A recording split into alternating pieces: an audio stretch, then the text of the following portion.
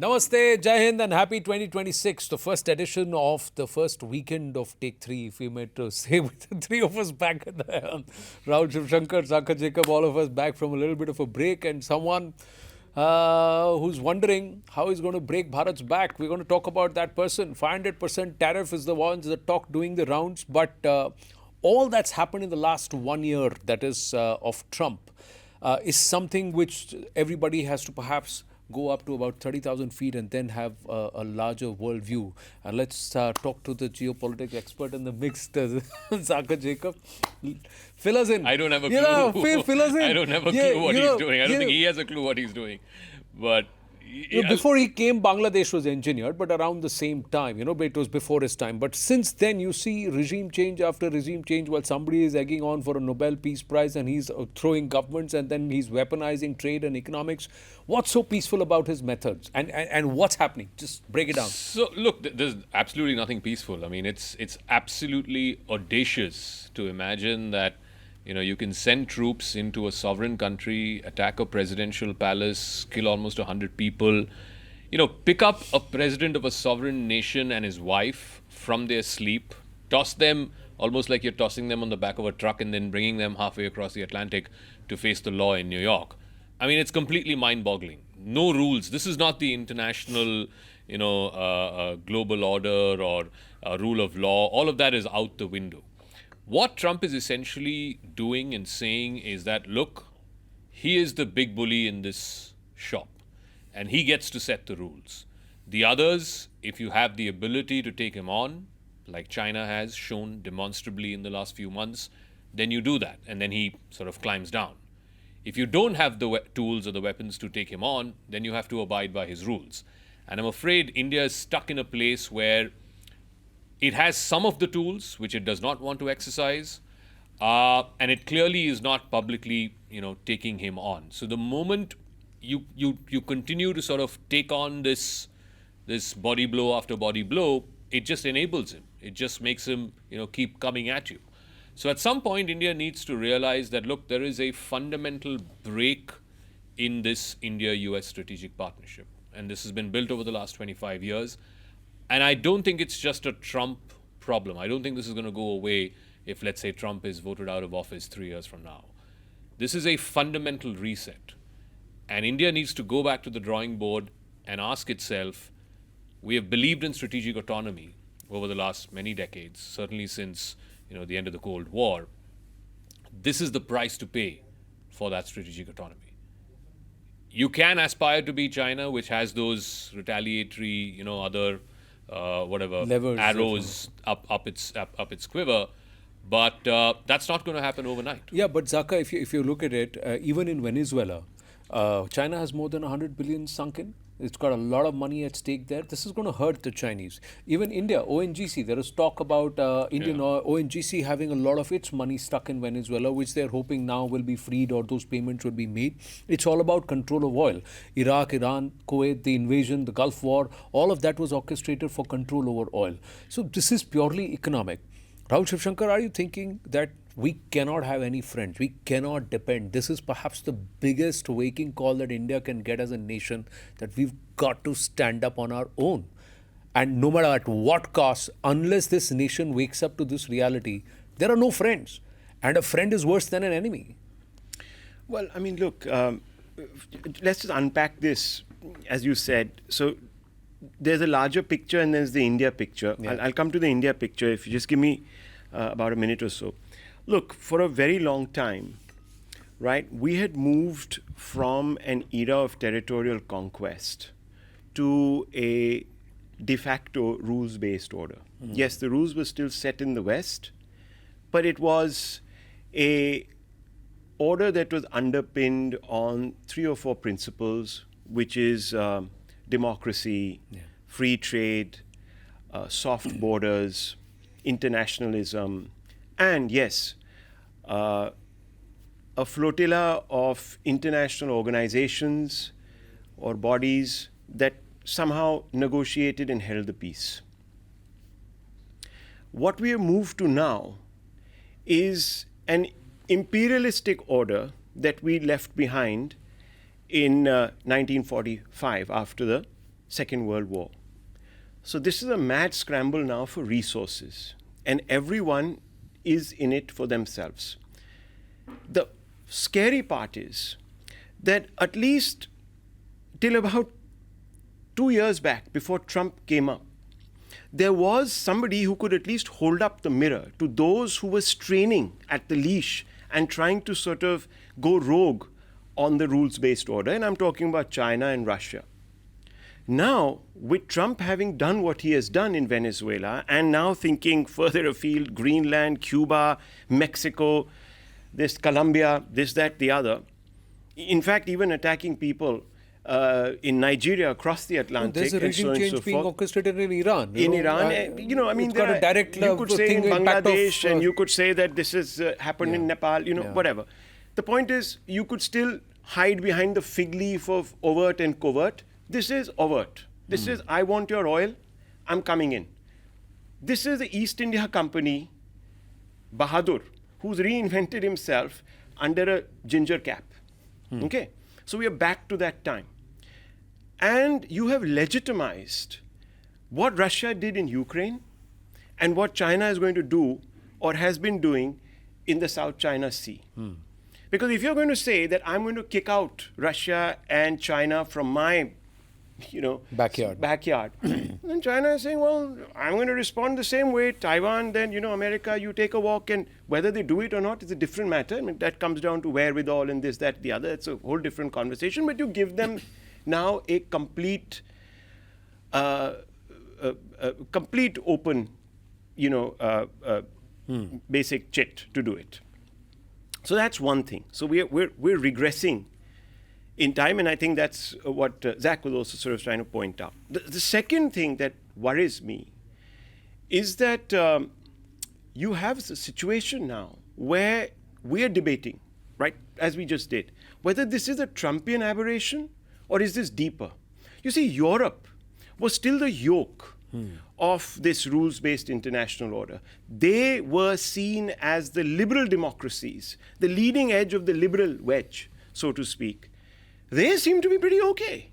I mean, have you seen the way the EU, which lectures India, sermons all of us about, staying in line and measuring, your border from your troops, etc., whether it's Pakistan or whether it's Bangladesh or anyone else, or supporting Russia in Ukraine by buying oil, this, that, the other. They said it's okay. Venezuela was, there was a bad guy. So he was sort of... So who is going to hold that line? And therefore, I believe that even when Trump leaves the office, you've set a precedent.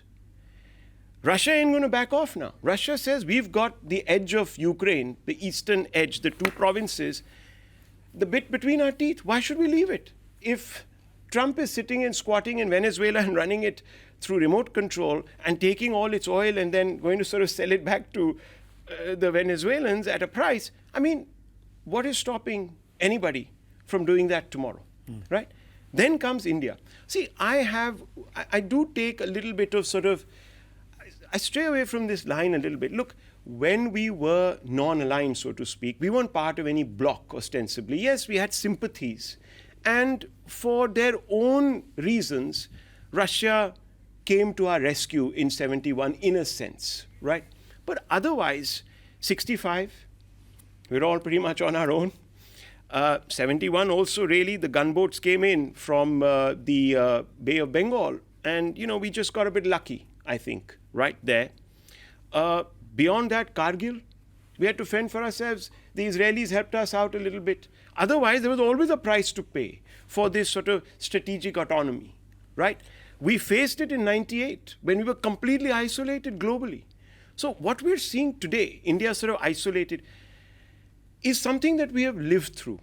Unfortunately, this time, it appears to me that we weren't prepared. Do you feel that we were not prepared, or I just feel we'll come to the India bit in the back leg. Let's talk about the larger piece. Is this a recent phenomenon? Has America done this ever since World War II? This entire toppling regimes. There was a historian who's no longer there, 2013, 2014, British historian who's no longer there. He Christopher said, Hitchens. yeah, more than 34 nations have been toppled by American hegemonistic powers. And that trend continues. It happened under Obama. It happened under, so be it Republican or Democrat presidents, it doesn't matter. The American interests There was the fig leaf of either spreading capitalism, because Cold War is essentially a fight between capitalism and communism, or there was the fig leaf of democracy, right? We want to spread democracy to liberalism. Iraq and to Afghanistan. Of course, completely, These were righteous wars. Yeah, we are, civilizing the rest of the world. In Trump's case, he's thrown all of that out the window. This is not about a great democracy mission. He's being absolutely naked and brazen about it. I mean, this is a regime change. Yeah, I'm the doing regime it for the is oil. still there. One guy has disappeared. Yeah, I want your oil, and I'm coming in. It's a decapitation strike. So the problem is this: tomorrow, this gives a free pass to Xi Jinping to say, I want Taiwan semiconductors. I'm coming in. Yeah. I mean, whether or not he has the military capability to do that, that's a different thing. But at least it gives him the legitimacy to do so. Putin has been wreaking havoc for the last 4 years in Ukraine. He can continue to wreak havoc for the next 20 years. So the point is, the Americans entered Afghanistan because the Russians were there. It was control of that particular region, again to control the Middle East and again to control the oil. It is NATO that's moved eastward. So it's again at that time the Monroe Act came in because the Russians were wanting to sell to Cuba, selling missiles to Cuba, and they came in at that point in time, the Monroe. No, but there was at least a fig leaf of an ideology. At all points in time. No, my question is, and America has and can justify, toppling regimes, changing and invading and making forays into Eastern Europe, getting right up to the borders of Russia, because it is protecting American interests. It is doing it for a better world order. It's not anymore. It's just only about America. It was always making about America great again. It was always about American interests. But Anand, in those days, if you just rewind the clock, the whole idea was we're getting rid of a nasty guy. Libya, nasty person. The people need air to breathe. Basically, a but that was all narratives. Where were there WMDs in Iraq? There were no WMDs in Iraq. What is the excuse? You go for a pointed, targeted decapitation strike. You pluck somebody out of their seat, right? And you take them out and you say, no, the rest of you guys can continue, provided you sing our hosannas, you sell us your oil at a very cheap rate, and we can sell it back to you. This is exactly what the British East India Company did. They took our cotton manufactured in Manchester and sold it back to us. Till we had Gandhiji, who said, no, let's burn this. Right? And let's therefore... Now you have a situation where this is happening in reverse, without the fig leaf, as Zach says, of any... No, why do I need pretension. a fig leaf? Then I can call out every other bluff. Why do I need a fig leaf? I'm just call out every bluff. 10 years later, America comes and apologizes. Oh, sorry, no WMDs, but we destroyed Iraq and Iran. What have they done now? What is the state of the Syria? The whole conflict happened when somebody who got a peace prize for that under Barack Obama. There has been a Look at what's happening moral in Iran. degradation. This guy, the Shah of Sultan, is being backed by the Americans, openly backed by the Americans. Muhammad Yunus in Bangladesh, again an elected leader has been replaced and by an interim advisor, again because he's close to the Americans and it's come from an American deep state. The difference here is, in Iraq, in Afghanistan, in Libya, it was not, making a compromise or cutting a deal with the number 2 guy. Yeah. Here they've done exactly that. Everything else has changed except the guy at the top. They're happy to have cut this deal with the former Vice President, Delcy Rodriguez, she's now the President, and said that, look, you continue running the system. We're not interested in changing your system. Exactly. Yeah, we just want your oil. I think that is brazen at many levels because, like I said, I mean, it's a bit like Putin can now turn around and say, you get rid of Zelensky, I'll cut a deal with number 2. It's a militarized mercantilism. Exactly. Is that a scenario, or is that something that it's being set up right now that he will become the fall guy and he'll be axed? The Russians get their 18-20% of the land and the access to the warm waters. And Donbass was anyway independent territory. It will be continued to be independent territory under control of the Russians. So it's parts of the Ukraine map, but it's under control and legitimately of the... so. Putin can turn around and say... I'm just saying, so amidst all of this... The reason for the First World War and the Second World War was precisely this. Yeah. Some people had occupied the Ruhr Valley. Somebody else, got a pain about that in their backside, and then they go and sort of say, no, we have to free. It's for national interest. It's to make us great again. And guess what? You go in, you spark a war. My problem is, are we now at that point where resources matter more than any other calculation? And if that is the case, then it's a free for all. Yeah, it will be a free for all because the only Might is thing, right. No, not just might. The might is backed by economic heft. Now, this economic Military heft. Military heft. In this case, it's military heft. Military heft also is, this military heft has been built on the basis of a certain level of economic heft. Now, if America didn't have the right to print dollars like the way it does, and even though unofficially the entire world pegs itself against the dollar. That's why they continue to push. There's $6 trillion doing the circulation, the entire world economy will fall. Now, that's what economists say. So, it's clearly economic heft. The Chinese have been able to exercise a certain level of thing, not because they have military heft, it's because of their economic leverage that they have. Diplomacy. I'm just saying, now Sergey Gore is going to come in. We got a new ambassador, 10th, 11th, over the weekend, perhaps he's going to come on board at a time when there is this whole talk about a 500% tariff on Bharat. Now, Trump comes out and says, Modi is a good friend, but I don't think he likes what I'm doing. On the other hand, PM says, listen, I'll have to bear something at great personal cost because I'm not going to stand up to this. Lutnick comes out and says, oh, he didn't pick up the phone and call and that's why the deal is not done. So what? Egos are going to decide tariff deals and Trump is going to say, unless he calls and grovels, why should I as a nation do it? Or this is perhaps the perfect time for us as Indians, not even the government, not even individuals. See, governments will come and go. Individually as a nation, is this perhaps the biggest red flag for us that unless we decide to do things ourselves, we are not going to survive. We're going to be trampled over. No, be it China, be it Russia, be it America. One of these nations will trample us over. I agree with you. You know, it is about building your own capacities. And I think what Trump's adventurism has shown is that it's not just economic capacities, it's also about military capacities. And yeah, they may be interlinked at one stage, no doubt. But on the India question, that look, the 500% bill, I don't think will pass the US Congress. It has to ultimately pass both the Senate and the House of Representatives. I don't think there is enough bipartisan support for that bill to pass. So then what is the gambit? This bill has been lying in the cold storage for the last 9 months, right? Why has Trump suddenly revived it and given its green light now? I think it's a negotiating tactic. I think it is to further squeeze India into saying, okay, fine, whatever the sticking points are, whether it is the Russian oil import, whether it is the opening up of dairy and agro, whatever it is, whatever the sticking points are, this is Trump trying to sort of twist the knife in and say, give me this, give me this, give me this, otherwise I'm going to raise it to 500%. I don't think that bill will pass. So I think India needs to sort of call that bluff. Number two, on the question of Russian oil, already we're seeing, you know, the reduction in there the is a import graded de-escalation escalation of imported Russian oil. But again, I think that's just another fig leaf. The issue is not Russian oil. Trump is fundamentally throwing the gauntlet at you and saying, okay, show me what you got. The Chinese have shown him what they've got.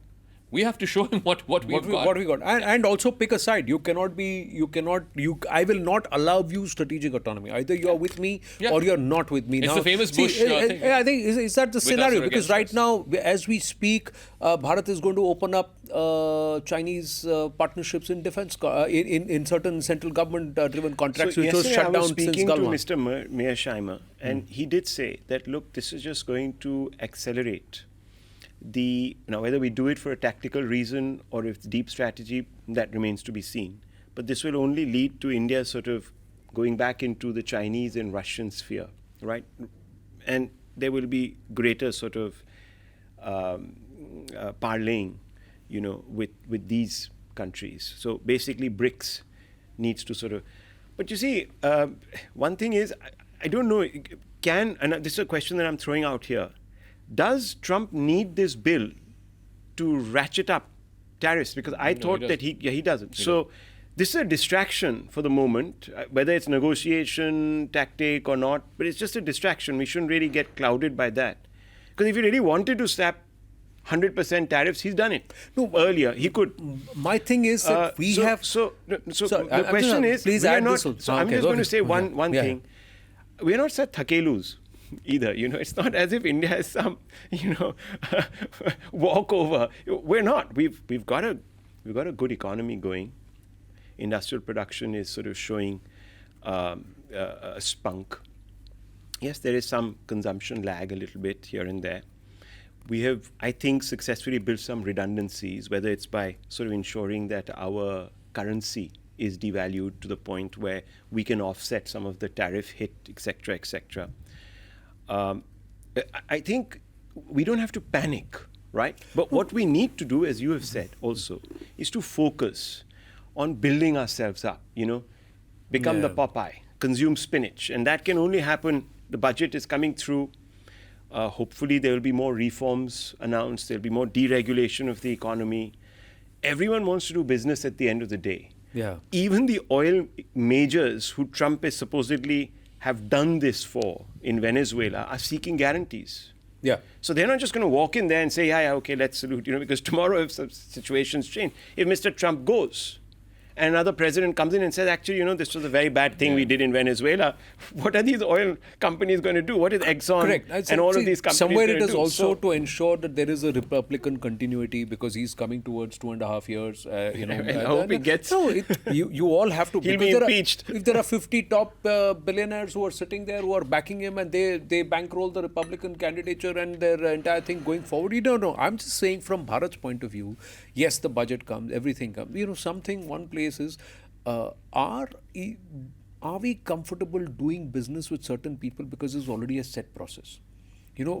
Have you seen this whole momentum within India Inc., MSMEs, trade, to say, I don't want to do business with the US. Let me look beyond the US. Let me open up the scope of our exports into other markets where we are signing FTAs, where it is coming up. But why should it be either or? No, it's not either or. It's not about either or. We need to hold our head and be mature. Yeah. I'm just saying that, look, every time you can't throw a tantrum, right, and say, oh, ho gaya kutti, I'm not going to do business with you, can't play cricket with you, can't play but I know that kabaddi with you. I know that we will not sit in the same room with have you. 85%. You will have no friends left. I cannot have such a huge, portfolio out of my entire trade portfolio to be diversified. Dependent. No So I'm just saying this whole attitude.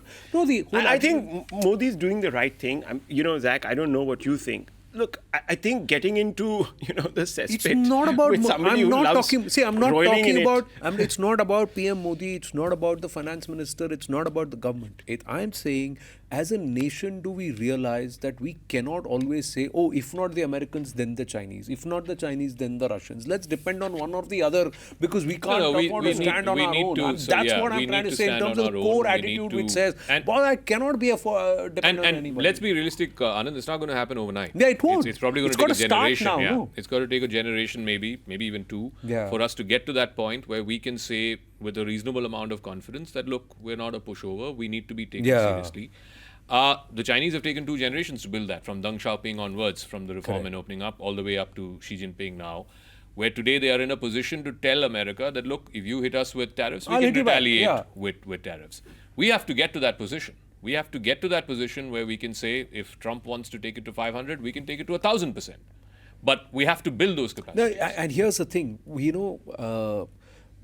don't think like boxers. We don't think like in an MMA arena, in a contact sport, where you will have to take a few punches.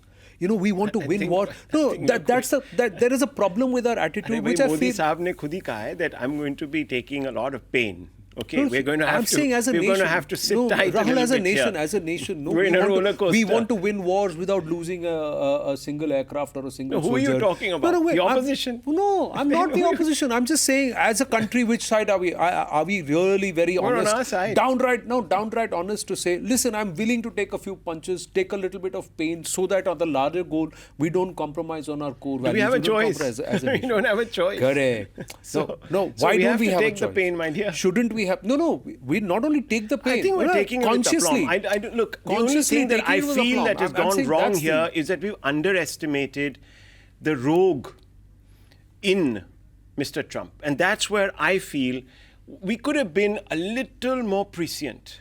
I mean, there's one thing I'm taking great objection to.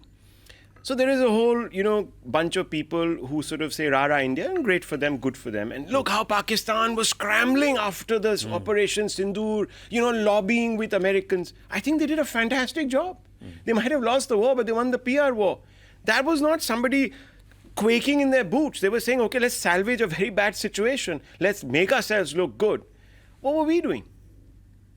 We can't always say that, Pakistan was rattled and ran. At least they were proactive. They'd managed the narrative and the headlines effectively to the point where today, in our country, we're debating whether we lost 7 or 8 aircraft. I think our Mandarins should have handled Trump and Trump's sort of circle a little better. I don't think we had enough leverage with the Lutniks of the world and the Navarros of the world, at least to get them to shut up. Right? Yeah. You know, if not anything else, just keep your mouth shut. You do it by procedure. You lobby because lobbying is allowed in the fine. US, but you need, how many packs do we have?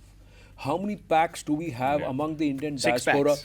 No, it's not there. Political advisory committees are very limited. The other side is loaded with funds, loaded with influence, so much so that they can push inane bills and try and give it light of day, and they can continue to try. Whereas Bharat will not, or people will not exert that influence. I was looking at the ratio. And it is left to the local people for every who try and do senator it, or Trump administration, I just want to call it regime for a moment. Yeah. You say Trump regime. It just because he, You can call it the Trump kingdom if you want. You can call it Trump. It doesn't feel like a government. Call it Trumperica. So, or an administration. It's a regime. So, look, for every Trump regime holder, placeholder that Pakistan was lobbying, they were lobbying 6 newspaper editors or correspondents or reporters. Just look at that list. I was looking at that list, fascinating.